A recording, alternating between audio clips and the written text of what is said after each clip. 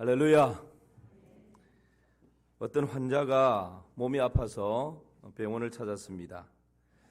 진찰을 한 결과 수술을 해야 된다, 그런 이야기를 듣습니다. 난생 처음 수술을 받는 분이었기 때문에 너무 긴장이 되고 두렵고 불안해졌습니다. 수술대에 올라서 불안한 나머지 의사 선생님에게, 선생님, 저 태어나서 처음으로 지금 수술하는데 너무 긴장되고 불안하고 두렵습니다. 죽을 것만 같습니다. 그랬더니 의사 선생님이 아유, 걱정하지 마세요. 괜찮습니다. 저도 의사가 되고 수술은 처음입니다. 때로 우리가 사람을 격려한다고 하는데 그 말을 들은 환자 마취도 하지 않았는데 기절을 해버렸답니다. 때때로 우리가 격려한다고 하는 말이 사람의 마음을 더 힘들게 하고 상하게 할 때가 있습니다. 이건 똑같은 말인데 액센트를 어디에 두느냐에 따라서 정반대의 뜻이 전달됩니다. 그렇죠? 말, 이는 달리는 말입니다. 말, 우리 말이에요. 말. 눈, 보는 눈입니다. 눈, 스노우, 이 하얀 내리는, 하늘에서 내리는 눈입니다. 똑같은 단어인데 액센트를 앞에 두느냐 뒤에 두느냐에 따라서 의미가 완전 달라지는 거죠. 구속, 죄 지은 사람을 감옥에 집어넣는 것입니다. 구속, 감옥 안에 있는 사람을 풀어놓아 주는 것입니다. 똑같은 단어인데 액센트를 어디에 두느냐에 따라서 의미는 180도 완전히 달라져요. 여러분, 말을 덕스럽게 하고 지혜롭게 하고 은혜롭게 하는 것이 참 성숙한 신앙인의 열매입니다. 어떤 사람들은 똑같은 말을 하는데 기분 나쁘게 할 때가 있어요. 그 말을 들으면 괜히 그냥 기분이 안 좋아지고 마음이 상할 때가 있어요. 그게 그렇게 험한 말이 아닌데, 그냥 평범한 일상의 말인데, 여러분, 그 말의 톤이라는 게 있지 않습니까? 말에도 색깔이라는 게 있지 않습니까? 우리의 영물이기 때문에요. 그 말의 톤에 따라서, 액센트에 따라서, 색깔에 따라서 느껴져요. 여러분, 우리가 지금 말에 대해서 10주 동안, 오늘이 10주째입니다. 기로 먹는 보약이라는 큰 주제를 가지고 계속해서 말씀을 나누고 있는데, 바라기는 우리의 일상이, 우리 일상 가운데 이 말이 더 덕스럽고 더 은혜롭고 더 지혜롭고 더 아름다운 그런 언어 생활이 될 수 있기를 주님의 이름으로 축원합니다. 여러분의 말을 듣고 여러분의 가족이 살아나는 은혜가 있기를 축복합니다. 여러분의 말 한마디 때문에 여러분 곁에 있는 심령들이 다시금 소생케 되는 은혜가 있기를 축복합니다. 그런 도구로 우리가 쓰임받을 수 있다면 여러분 얼마나 아름답고 귀한 삶입니까? 그래서 경우에 합당한 말은 아로새긴 은쟁반의 금사가다, 그렇게 잠언에서는 말씀하고 있고, 잠언 18장 21절 말씀 한번 보십시오. 시작. 죽고 사는 것이 혀의 힘에 달렸나니 혀를 쓰기 좋아하는 자는 혀의 열매를 먹으리라.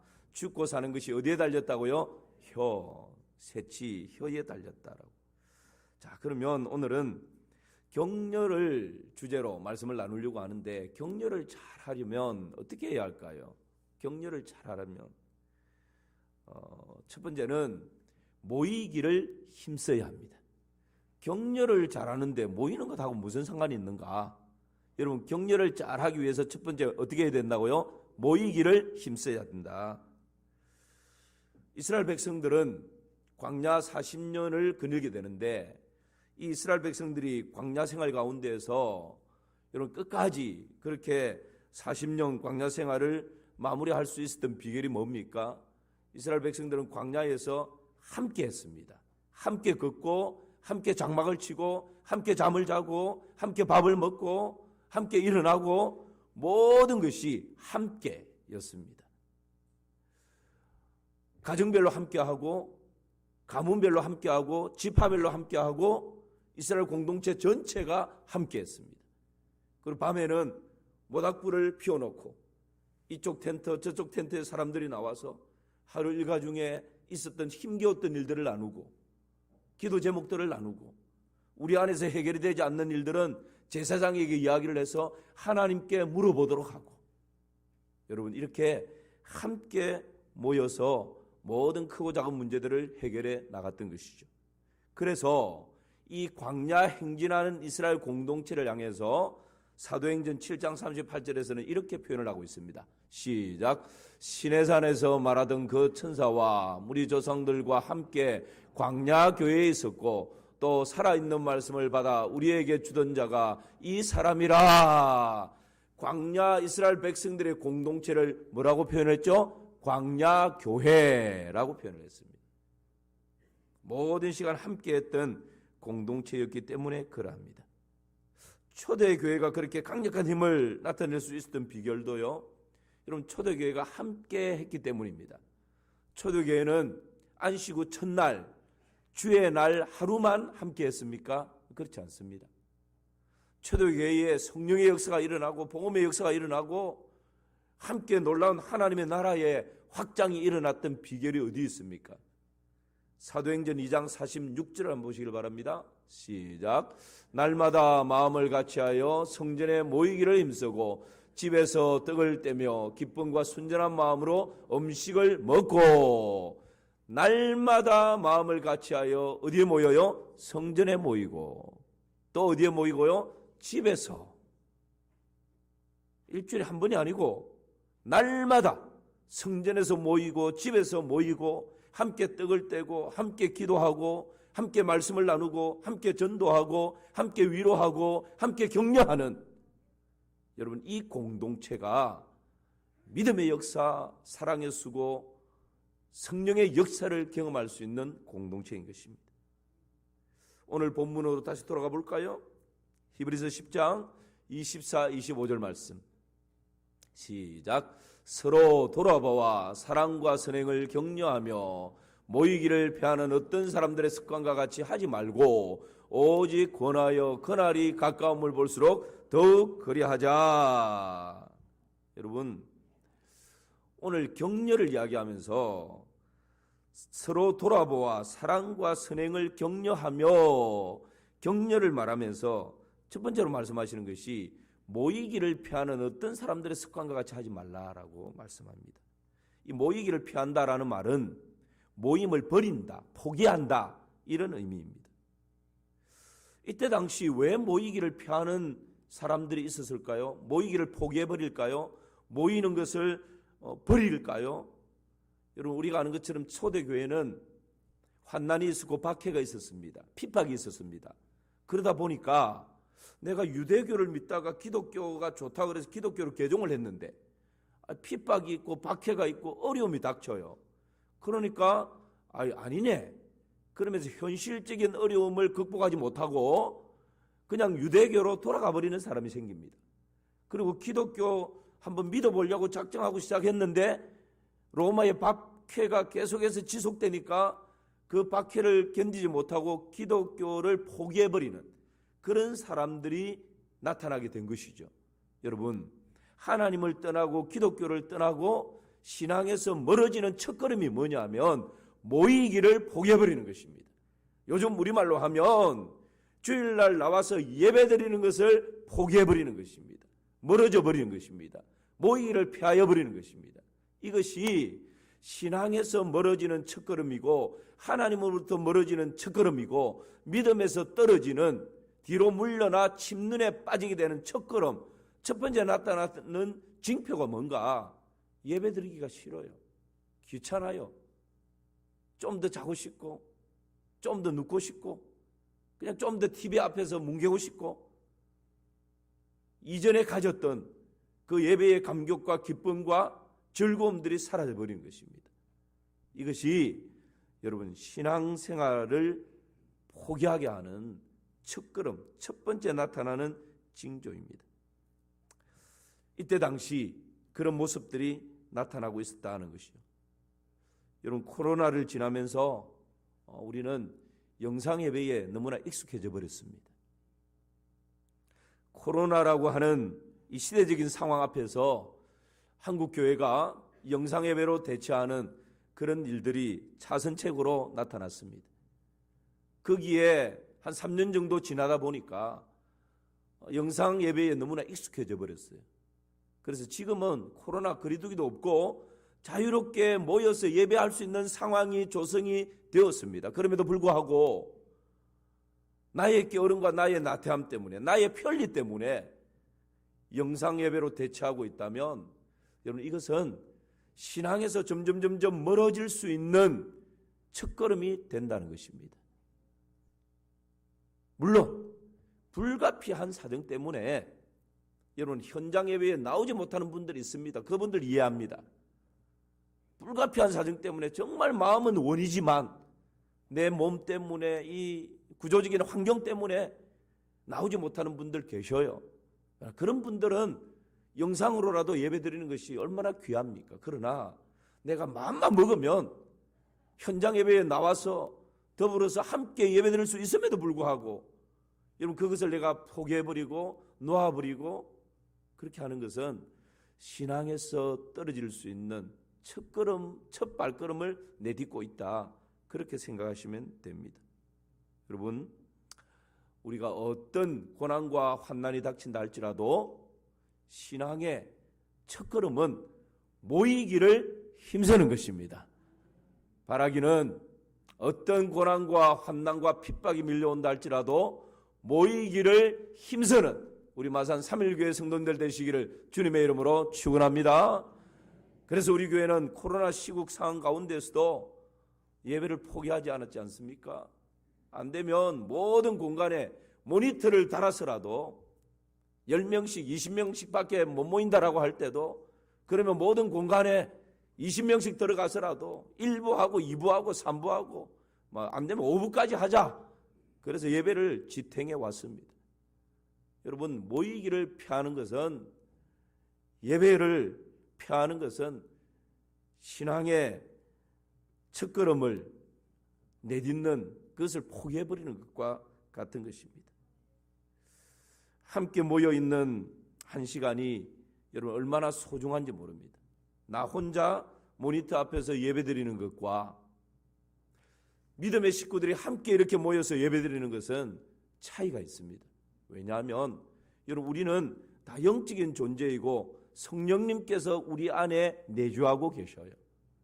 그래서 사도신경에 성령의 교통함을 믿는다라고 고백하지 않습니까? 그 성령의 교통함이 우리가 함께 모여서 함께 찬양하고 함께 기도하고 함께 신앙을 고백하고 함께 하나님의 말씀을 들을 때 여러분, 우리 안에 성령님께서 강력하게 역사하시고 교통하시는 것입니다. 이것이 우리가 모여서 함께 예배해야 할 이유인 것이죠. 그러므로 여러분, 이 함께 모이는 것, 모이기를 피하지 않고 함께 모이는 이 자체가 가장 큰 격려가 되는 것입니다. 교사를 하는데 여러분 5명을 받았습니다. 그런데 주일날 가서 보니까 2명밖에 안 왔어요. 교사가 힘이 날까요? 어깨가 떨궈질까요? 어깨가 떨궈지죠. 여러분, 교사를 하는데 5명 받았는데 5명이 다 왔습니다. 그때 교사는 얼마나 힘이 나는지 모릅니다. 그냥 침을 튀기면서 열심히 가르칩니다. 2명밖에 안 왔다. 그러면 왠지 기가 죽습니다. 부장 선생님이나 목사님이 볼까 봐서 그냥 빨리 하고 끝내버리고 그럴 수 있습니다. 오늘 우리 찬양대가 자리가 꽉 차지 않습니까? 모이면 찬양대 실력과 상관없이 자리가 꽉 차면 이 자체가 은혜가 되는 것입니다. 할렐루야. 여러분, 여전도에서 어디 행사를 한다, 남전도에서 행사를 한다, 그럴 때 회장은 몇 분이나 올까 전화도 돌리고 톡도 넣고 모든 것을 다 했는데 여러분, 당일날 이 사람도 오고 저 사람도 오고 모든 사람들이 막 모여들 때 그 행사 하나마나 성공적으로 행사를 할 수 있는 것입니다. 함께 마음을 모을 때 그때 여러분 모이는 자체가 놀라운 격려가 되기 때문에 그런 것입니다.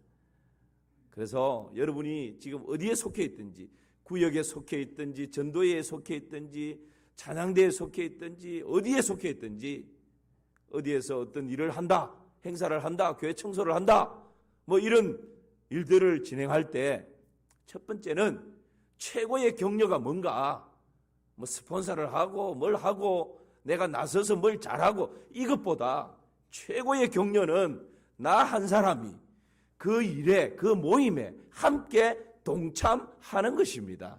할렐루야. 목회자에게 최고의 격려자가 누굴까요? 무슨 일을 잘하고 탁월하게 끝내주게 하고, 물론 그런 사람도 귀하죠. 그런데요, 저 같은 목회자에게 최고의 격려자는 비가 오든지 날씨가 덥든지 눈이 오든지 바람이 불든지 새벽이든지 낮이든지 밤이든지 교회에서 어떤 일들을 합니다라고 하면 예배의 자리, 기도의 자리, 섬김의 자리, 그 자리에 그저 묵묵히 변함없이 그냥 그 자리에 와서 앉아 있는 분, 함께 참여하고 함께 동참하는 분, 여러분 그분 크게 드러나지도 않아요. 크게 두드러지게 탁월하게 뭘 잘하고 이런 거 없어도 상관없어요. 그냥 그 자리를 묵묵히 지켜주는 그 한 사람 한 사람이 여러분 이 담임 목사에게는 최고의 격려자가 되는 것입니다. 여러분 격려 어떻게 하는 것이 제일 좋은 격려라고요? 예, 모이기를 힘쓰는 것입니다. 그럴 때에 모든 이에게 최고의 격려가 되는 것이죠. 두 번째는 적극적으로 격려해야 합니다. 적극적으로 격려한다. 이 신약에서 격려라고 하는 이 말은요, 두 가지 의미가 있습니다. 하나는 불러서 곁에 있는다라는 의미입니다. 불러서 곁에 있는다. 여러분 보혜사, 성령님을 우리가 보혜사 그렇게 표현을 하는데, 보혜사의 뜻이 뭡니까? 부름을 받아 곁에 서 계신 분이라는 뜻입니다. 그러니까 보혜사, 이 보혜사, 성령님을 보혜사라고 하는데, 이 보혜사는 우리를 보호하고 우리에게 은혜를 베풀고 우리를 상담하고 우리를 위로하고 우리를 격려하고 우리를 가르치시는 분, 이분이 바로 성령님이십니다.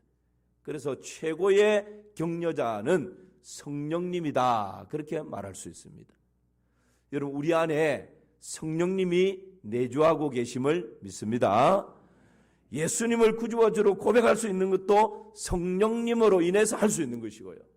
그렇게 예수님을 내 마음에 영접하는 순간 성령님께서 내 안에 들어오셔서 내주하십니다. 그 성령님은 떠나지 않으십니다. 그래서 그 성령님께서 나를 위로해 주시고 격려해 주시고, 때로는 내가 고통 가운데 있을 때 성령님께서 말할 수 없는 탄식으로 나를 위하여 친히 간구해 주시는 것입니다. 그래서 성령님이야말로 우리 인생의 참 위로자이시고 격려자가 되십니다. 여러분 격려가 뭐라고요? 곁에 서 계신다, 곁에 있다, 함께 한다, 이것이 격려입니다. 슬픔을 당한 사람 곁에 그저 함께 머물러 주는 것, 억울한 일을 당한 사람에게 그냥 함께 머물면서 어깨를 또닥거려 주는 것, 마음속에 고통을 당하고 있는 사람에게 그냥 그 공간에 함께 숨쉬고 있는 것, 이것이 여러분 격려입니다. 고통당한 사람에게 그 고통의 이유가 무엇이고 과정이 무엇이고 답이 무엇인지 애써 답을 주려고 하면 오히려 욥의 친구들이 될 수가 있습니다. 그러므로 여러분 격려는 그저 곁에 머물러 주는 것입니다. 그래서 이전부터 우리 조상들은 가정에 상을 당했을 때 여러분 밤을 새워줬습니다. 그렇죠? 그 상갓집에 가면 별로 하는 일 없이 어떻게 보면 음식만 축내고 아침부터 와가지고 밤 늦은 시간까지 그냥 그 자리에서 음식 먹으면서 음식만 축내고 그냥 있는 그런 사람들이 있어요.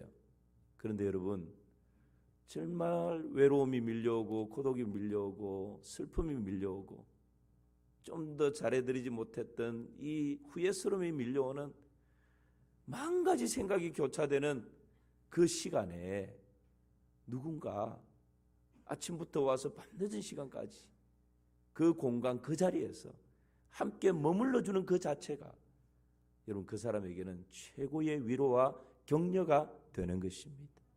잠시 와서 얼굴 내밀고 뭐 부의금 두둑히 두고 가는 그 사람보다 여러분 아침부터 늦은 시간까지 그 외롭고 고독한 그 공간 그 장소 그 시간에 그저 와서 그냥 함께 머물러주는 그 자체가 여러분 그 사람에게는 최고의 격려 아니겠습니까? 그래서 성경에서 말하는 격려는 뭔가 말로 아주 유창하게 뭔가를 설득하고 감동을 주는 것이 아니라 외로움의 시간에, 고통의 시간에, 슬픔의 시간에, 긴장되고 초조하고 불안한 그 시간에 가족을 수술실에 넣어두고 밖에서 발을 동동동 구르면서 초조해하는 그 시간에 그저 그냥 손 꼭 잡아주고 곁에 같이 머물러주는 그것이 최고의 격려가 된다, 그 말씀입니다. 미국 인디애나주의 어떤 시골 마을에 뇌질환을 앓고 있던 15세 되는 브라이언이라고 하는 소년이 있었습니다. 이 브라이언은 뇌질환을 앓고 있었기 때문에 방사선 치료를 하게 됩니다. 그런데 이 방사선 치료를 오래 하다 보니까 머리가 홀라당 다 빠져버렸어요. 오랫동안의 방사선 치료를 하고 이제 처음으로 오랜만에 학교로 돌아가는 시간입니다. 아직 완전치는 않지만 그래도 학교 생활을 할 만큼 해보게 됐습니다. 그때 이 브라이언이 다니던 이 시골 학교에 한 20명이 채 안 되는 그런 조그마한 학급입니다. 그 학급 아이들이 모여서 학급 회의를 했습니다. 야, 브라이언이 드디어 몇 개월 만에 우리 교실로 다시 돌아오는데 우리가 이 브라이언을 좀 위로하고 격려할 수 있는 방법이 뭘까? 그렇게 막 생각을 하고 결론을 냈습니다. 그 결론이 사진과 같은 결론이었습니다. 어떻게 했죠? 전부 다 머리를 밀기로 결정을 한 거예요. 브라이언이 방사선 치료받느라고 머리가 홀라당 빠져서 올 텐데 그 친구가 우리 교실에 와서 얼마나 외롭고 또 자기 자신만 이렇게 홀라당 머리가 없으면 얼마나 그렇겠냐. 그러니까 우리가 브라이언을 위해서 다 머리를 밀자. 그래서 머리를 실제 밀었다고 합니다. 이 사진은 그 교실의 사진은 아닙니다. 이 이야기를 듣고 그 뒤에 다른 여러 군데에서 똑같은 일들이 일어났어요. 이 사진은 그 중에 하나입니다. 여러분, 참 격려가 뭘까요? 첫 시간, 그 수업을 하는 그 첫 시간에 선생님이 교실 문을 열고 쫙 들어왔는데 깜짝 놀랐습니다. 전부 다 아이들이 반짝반짝반짝 빛나고 있는 거예요. 아이들이 이렇게 한 이유를 알고는 선생님이 눈물을 주르르 흘립니다. 그랬더니 처음으로 치료를 받고 처음으로 참석한 브라이언도 눈물을 쭉 흘리고 그 친구들도 다 눈물을 주르르 흘리는 눈물의 시간이 되었다라는 일화가 있습니다. 여러분, 참 격려는 그 사람을 헤아려 주는 것이고 참 격려는 그 시간에 그 사람 곁에 있어 주는 것입니다. 함께 하는 것입니다. 이것이 참 격려입니다. 또 격려의 두 번째 의미는요, 서로를 자극한다는 의미가 있습니다. 신약에서 말하는 격려는 불러서 곁에 있어 주는 것이고 두 번째는 뭐라고요? 서로를 뭐 한다고요? 자극한다. 어떤 의미일까요? 조금 더 구체적으로 말하면 성깔을 건드린다. 그다음 촉발시킨다. 자극하여 일으킨다. 뭐 이런 의미가 있습니다. 여러분, 어떤 사람들은 그렇게 말하죠. 나 한성깔 하는 거 알지? 나 건들지 마. 이렇게 겁주고 협박하는 사람이 있는데 그런 사람을 일부러 막 자극해가지고 성질 나게 하라는 의미가 아닙니다. 이 자극을 한다, 성깔을 건드린다, 촉발시킨다, 이 말은 그 사람 안에 있는 선함이 있고 열정이 있고 사랑이 있어요. 그런데 악함이 그 사람 속에 강하게 힘을 작용하다 보면 본래 가지고 있던 선함이, 사랑이, 열정이 덮여져 버려요. 잠자고 있어요. 그럴 때 이 격려라고 하는 것은 그 사람 속에 있는 열정과 선함과 사랑이 다시 불릴듯 일어날 수 있도록 긍정적인 자극을 주는 것입니다. 긍정적으로 불을 지펴주는 것입니다. 그래서 죽어가던 영혼을 자극을 주어서 살리는 것이고, 잠자고 있는 영혼을 자극을 주어서 깨우는 것이고, 병든 영혼을 자극을 주어서 치료하라는 의미인 것입니다. 여러분 기억하십시오. 격려 그러면 우리는 무조건 좋은 말을 하고 무조건 같이 있어주는, 여러분 도둑질을 하는데 같이 있어주면 됩니까? 나쁜 짓을 하는데 곁에 같이 있어주면 됩니까? 그건 격려가 아니에요. 그러니까 신약에서 말하는 격려라고는 의미 속에는 고통과 외로움과 고독과 슬픔의 시간에 함께 곁에서 있어주는 것도 격려지만, 잘못된 길을 가고 있을 때는 여러분 침묵을 하면 안 됩니다. 잘못된 길을 가는 걸 뻔히 알면서 두둔을 하는 것은 그 사람을 망하게 하는 거예요. 그럴 때는 격려가 뭡니까? 그 사람 속에 있는 선하고 열정 있는 것, 그 사람 속에 있는 사랑을 여러분 다시 일으켜 줄 수 있도록 자극제를 주는 것입니다. 이것이 참 격려입니다. 철이 철을 날카롭게 하는 것처럼 사람이 그 친구의 얼굴을 빛나게 한다 말씀하십니다. 여러분, 사람이 그 친구의 얼굴을 어떻게 빛나게 할 수 있습니까? 무조건 두둔해주고 무조건 함께하고 잘못되었는데도, 여러분 그것은 그 친구의 얼굴을 빛나게 하는 것이 아니라 그 친구를 망하라고 손뼉치고 있는 것과 똑같은 거예요.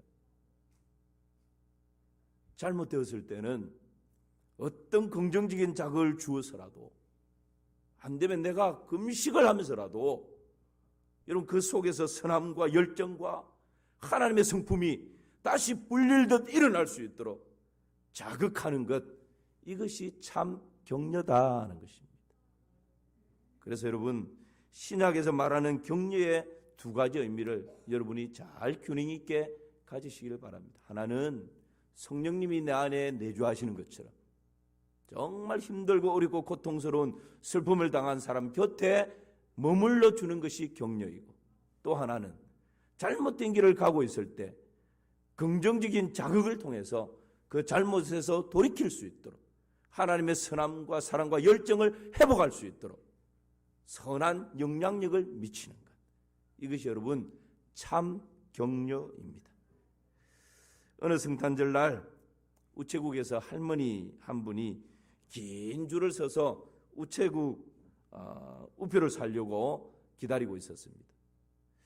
이 우체국의 직원이, 아가씨가 그 할머니가 긴 줄을 서서 기다리고 있는 것을 보고 딱하게 여겨가지고, 할머니 우표는 저기 있는 저 기계에 동전을 넣고 몇 개 살지 이렇게 탁 누르면 따르륵 하고 자동으로 나옵니다. 그렇게 줄 서서 오랫동안 기다릴 필요 없어요. 그렇게 알려줍니다. 그랬더니 할머니가, 아이고 아가씨 알아요. 그런데 저 기계는 카운터에 있는 아가씨처럼 저에게 잘 지냈냐고, 요즘 허리는 괜찮으시냐고, 요즘 손자들은 잘 크고 있냐고 그런 말을 하지 않잖아요. 그러는 거예요. 여러분, 우리는 요즘 너무 기계와 친하게 삽니다. 그렇죠? 핸드폰하고 친하고 TV하고 친하고, 뭐 이렇게 식당을 가도 요즘은 기계 하나 가지고 주문도 하고, 어제 어디 이렇게 식당을 갔더니만 생신 축하 노래를 불러주는데 로봇이 삐삐삐삐 오더니만 그 로봇이 생신 축하합니다 하고 쫙. 요즘은 이 참 그 기계가 모든 영역들을, 사람의 역할들을 대체하는 그런 시대를 살아갑니다. 그래서 더더욱 따뜻한 사람의 말 한마디가 그리운 것입니다. 따뜻한 사람의 격려 한마디가 그리운 것입니다. 여러분, 우리가 살아갈 때 곁에 있는 사람을 아름답게 격려하고 섬기며 살아갈 수 있기를 주님의 이름으로 축원합니다. 최고의 격려자는 우리 예수님이십니다. 우리 예수님은 가룟 유다가 자신을 은삼십에 팔아버릴 줄 알았습니다. 배신을 당합니다. 그럼에도 불구하고 예수님께서는 요한복음 13장 34절에 보니까 이렇게 말씀합니다. 시작. 새 계명을 너희에게 주노니 서로 사랑하라. 내가 너희를 사랑한 것 같이 너희도 서로 사랑하라. 아픔이 있지만 끝까지 그 사랑의 줄을 놓지 않는 것입니다. 그러면서 그 제자들도 가룟 유다에 대해서 그런 적개심을 가질 수 있기에 서로 사랑하라고 사랑으로 격려하고 있는 것을 보게 됩니다. 요한복음 14장 3절 말씀도 보실까요? 같이 읽어봅니다. 가서 너희를 위하여 거처를 예비하면 내가 다시 와서 너희를 내게로 영접하여 나 있는 곳에 너희도 있게 하리라. 이 말씀을 예수님께서 제자들을 떠날 것이다 라고 이야기를 했을 때 제자들이 두려워합니다. 아니, 우리를 떠나다니 그러면 우리는 어찌 되는 겁니까? 불안해하고 두려워합니다. 그때 예수님께서 내가 떠나는 것은 너희의 거처를 예비하기 위해서 떠나는 것이다. 그래서 너희가 다시 내게로 오면 나와 함께 더불어 거기서 함께 살게 될 것이다. 소망으로 격려하고 위로해주고 있는 것입니다. 여러분, 최고의 격려는 우리 주 예수 그리스도의 갈보리 십자가입니다. 왜 그럴까요? 죄와 사망으로 죽을 수밖에 없는 우리 인생, 지옥의 영원한 형벌을 받을 수밖에 없는 절망에 빠져버린 이 인생을 여러분 예수님께서 갈보리 십자가에서 우리의 죄를 대속해 주심으로 우리에게 소망을 주셨기 때문입니다. 그것이 최고의 격려지 않습니까? 그러므로 이제 그리스도 예수 안에 있는 자에게는 결코 정죄함이 없나니 그리스도 예수 안에 있는 생명의 성령의 법이 죄와 사망의 법에서 너희를 해방하였음이라. 할렐루야. 예수님의 십자가가 여러분 우리에게 죄로 인하여서 영원히 죽을 수밖에 없었던 우리에게 최고의 격려를 주신 것입니다. 나를 믿는 자는 죽어도 살겠고 무릇 살아서 나를 믿는 자는 영원히 죽지 아니하리니 이것을 내가 믿느냐라고. 여러분 예수님 안에 있을 때 우리는 최고의 격려를 얻게 되는 것입니다. 수고하고 무거운 인생의 짐을 지고 넘어지고 쓰러지는 그 인생들을 향해서 우리 예수님께서 뭐라 말씀하십니까? 수고하고 무거운 짐진 자들아 다 내게로 오라. 내가 너희를 쉬게 하리라. 나는 마음이 온유하고 겸손하니 나의 멍에를 메고 내게 와서 배우라.